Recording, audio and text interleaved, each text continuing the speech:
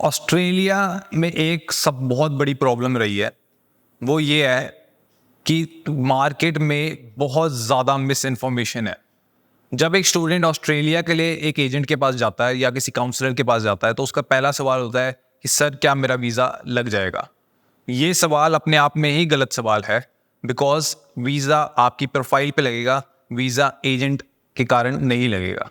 Agent आपका काम अच्छे से कर सकता है एंड एजेंट आपको राइट इन्फॉर्मेशन प्रोवाइड कर सकता है, ये एजेंट का काम है। एंड उससे भी जो ऊपर काम है वो आपको राइट कोर्स गाइड करना है, आपको राइट करियर पाथ गाइड करना है। इसके अलावा अगर आप कुछ और एक्सपेक्ट कर रहे हो तो आपका प्रोफाइल रिफ्यूज़ होने के लिए रेडी बैठा है, इसीलिए ऑस्ट्रेलिया में इतनी ज़्यादा रिफ्यूज़ल है। अब बात करते हैं ऑस्ट्रेलिया के प्रोसेस के बारे में क्लैरिटी पे। अगर आपको इस बारे में क्लैरिटी होगी तो एक नंबर पे आपसे फ्रॉड होना बहुत कम हो जाएगा। दूसरी बात, आप खुद अवेयर होकर अपने प्रोफाइल को मैनेज कर सकते हो उसी हिसाब से। तो क्या चाहता है ऑस्ट्रेलिया एक स्टूडेंट से जब वो उधर ऑस्ट्रेलिया में अप्लाई कर रहा है पढ़ने के लिए? नंबर 1 पे वो चाहता है कि वो जेन्युइन स्टूडेंट हो। अब ये कैसे पता लगेगा कि वो जेन्युइन स्टूडेंट है कि नहीं?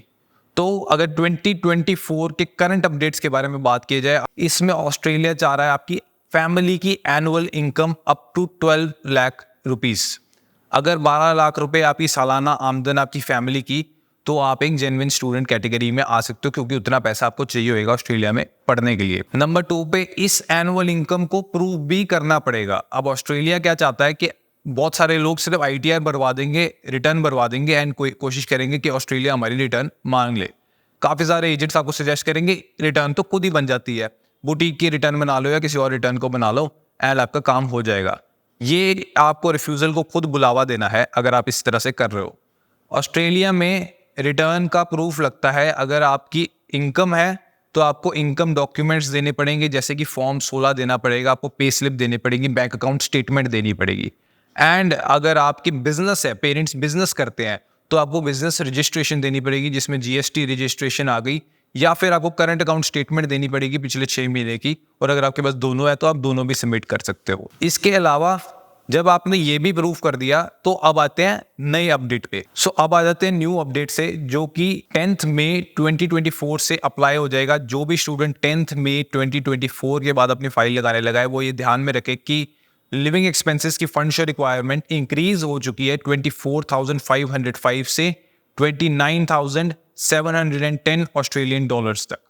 तो अब आपका फंड शो कैसे कैलकुलेट होता है वो भी देख लेते हैं स्टेप बाय स्टेप, ताकि आपको एग्जैक्टली पता है कि कितना फंड मुझे शो करना है ऑस्ट्रेलिया के स्टडी वीज़ा के लिए। तो नंबर 1 पे आपकी आ जाएगी ट्यूशन फीस, जिसमें से आप सब्ट्रैक्ट कर दोगे अपनी स्कॉलरशिप। तो जो भी आपको स्कॉलरशिप आई है, फॉर एग्जाम्पल 10,000 ऑस्ट्रेलियन डॉलर्स, वो आप अपनी ट्यूशन फीस से सब्ट्रैक्ट कर दोगे। सेकेंड नंबर पे आपको लिविंग एक्सपेंस शो करना है, जो कि जैसे कि मैंने अभी बताया 29,710 ऑस्ट्रेलियन डॉलर्स। थर्ड नंबर पे आपको रिटर्न फ्लाइट टिकट दिखानी है, उसके पैसे शो करने हैं। रिटर्न फ्लाइट टिकट करानी नहीं है, सिर्फ उसके पैसे शो करने हैं, 2500 Australian dollar, 2,500 Australian dollars. Fourth number पे आपको OSHC Australian student health cover, overseas student health cover आपको दिखानी है, जो कि अराउंड अगेन 2500 ऑस्ट्रेलियन डॉलर हम कंसिडर कर सकते हैं।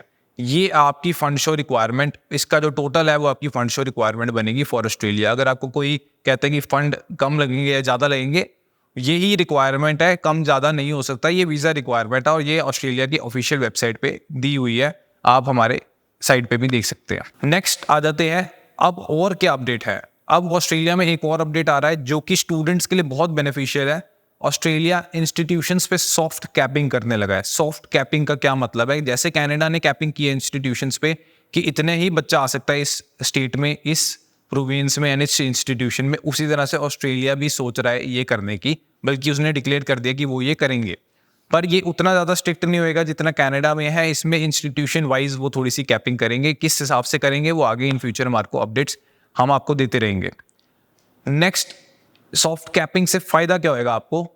जो स्टूडेंट्स नॉन जेन्युइन थे या फिर जो कोर्सेज इंस्टीट्यूशंस ऐसे ही पढ़ा रहे थे सिर्फ पैसा कमाने के लिए, जिसमें उनका मेन मोटिव आपको जॉब एम्प्लॉयमेंट नहीं प्रोवाइड करना था, जिसमें PR चांसेस भी कम थे, उन कोर्सेज पे हो सकता है कैपिंग हो जाए, उन इंस्टीट्यूशंस पे कैपिंग हो जाए जो कि इंस्टीट्यूशन उतनी अच्छी क्वालिटी नहीं प्रोवाइड कर रहे थे। तो पहली बात, आपको पता लग जाएगा मुझे कौन से इंस्टीट्यूशन जाना है एंड आपको अच्छे इंस्टीट्यूशन में पढ़ाई करने की अपॉर्चुनिटी मिलेगी। थर्ड, एक और जो अपडेट आ रहा है वो ये आ रहा है कि जो प्राइवेट इंस्टीट्यूशंस है वो और नहीं खुलने देंगे ऑस्ट्रेलिया के अंदर। जो रिसेंट लोग प्राइवेट इंस्टीट्यूशन एजेंट्स खोल देते थे, अब वो बंद हो गया है। तो एजेंट्स जो हैं वो प्राइवेट इंस्टीट्यूशंस नहीं खोल सकते। इसका मतलब अब अगर आप किसी एजेंट पास जाते हो, और ये बहुत कॉमनली होता था, वो अपने ही किसी कॉलेज में आपकी एडमिशन करा के आपका वीज़ा लगाने की कोशिश करते थे, अब वो नहीं कर पाएंगे।